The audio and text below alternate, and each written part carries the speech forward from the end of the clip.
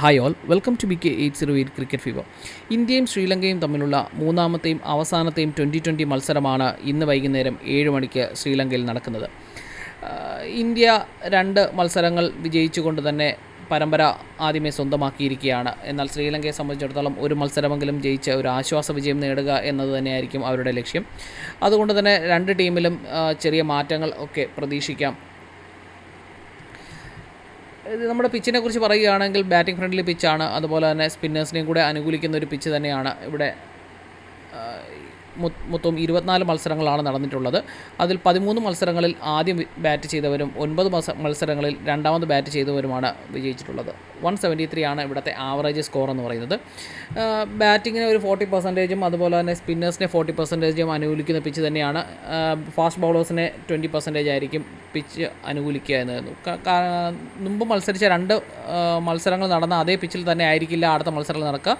അത് പിച്ചിൽ ആ ഒരു വ്യത്യാസം പിച്ചിൽ ഉണ്ടാകുക തന്നെ.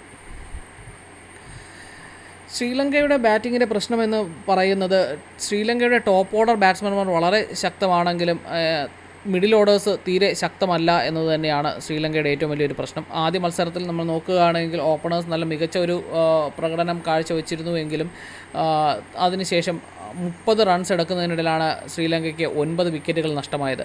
അതുപോലെ തന്നെ രണ്ടാമത്തെ മത്സരത്തിലും തുടക്കത്തിൽ ഒരു ചെറിയ പ്രതിരോധം അവർക്ക് തീർക്കാൻ സാധിച്ചു എങ്കിൽ പോലും അവസാനം 32 റൺസ് എടുക്കുന്നതിനിടയിൽ 7 വിക്കറ്റ് ശ്രീലങ്കയ്ക്ക് നഷ്ടമായിരുന്നു.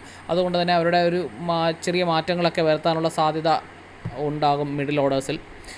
ഇന്ത്യയുടെ കാര്യം പറയുകയാണെങ്കിൽ ഇന്ത്യ നിലവിൽ അത്യാവശ്യം നല്ല സ്ട്രെങ്തിൽ തന്നെയാണ്. അതുകൊണ്ട് തന്നെ ചിലപ്പോൾ ഇനി വൺ ഡേ മാച്ചസ് കൂടെ നടക്കുന്നത് കൊണ്ട് വൺ ഡേയിലുള്ള ബാറ്റ്സ്മാൻമാർക്കും ബൗളേഴ്സിനൊക്കെ ഒരു റെസ്റ്റ് കൊടുത്തുകൊണ്ട് മറ്റുള്ള താരങ്ങൾക്കും കൂടെ അവസരം നൽകാനായിരിക്കും ടീം ഇന്ത്യ ശ്രമിക്കുക.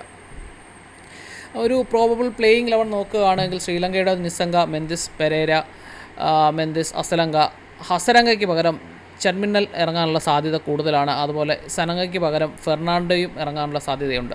കാരണം മിഡിൽ ഓർഡേഴ്സ് ഒന്ന് ശക്തമാക്കേണ്ടത് ശ്രീലങ്കയെ സംബന്ധിച്ച് വളരെ അത്യാവശ്യമാണ്. പിന്നെ പതിരണ, തീക്ഷണ, മധുസനങ്ക, ഫെർണാണ്ടോ എന്നിവരായിരിക്കും ശ്രീലങ്കയുടെ ടീമെന്ന് പറയുന്നത്.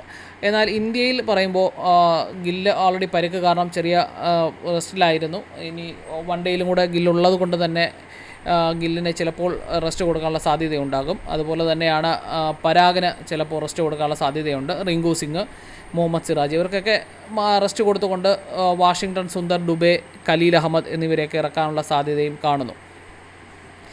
പ്രോബിൾ 11 എന്ന് പറയുമ്പോൾ ജയ്സ്വൽ, ഗിൽ അല്ലെങ്കിൽ സഞ്ജു സാംസങ്, സൂര്യകുമാർ യാദവ്, ഋഷഭ് പന്ത്, റയാൻ പരാഗ് അല്ലെങ്കിൽ വാഷിങ്ടൺ സുന്ദർ, റിങ്കു സിംഗ് അല്ലെങ്കിൽ ഡുബെ, അക്സർ പട്ടേൽ, അർഷിപ് സിംഗ്, ബിഷ്ണോയ്, സിറാജ് അല്ലെങ്കിൽ ഖലീൽ അഹമ്മദ്. ഇതായിരിക്കും ഒരു ഇന്ത്യയുടെ ചാൻസ് ഓഫ് പ്ലേ എന്ന് പറയുന്നത്.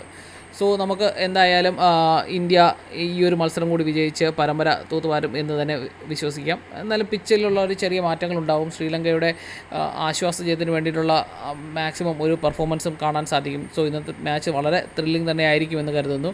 So stay tune with us for more videos. Thank you.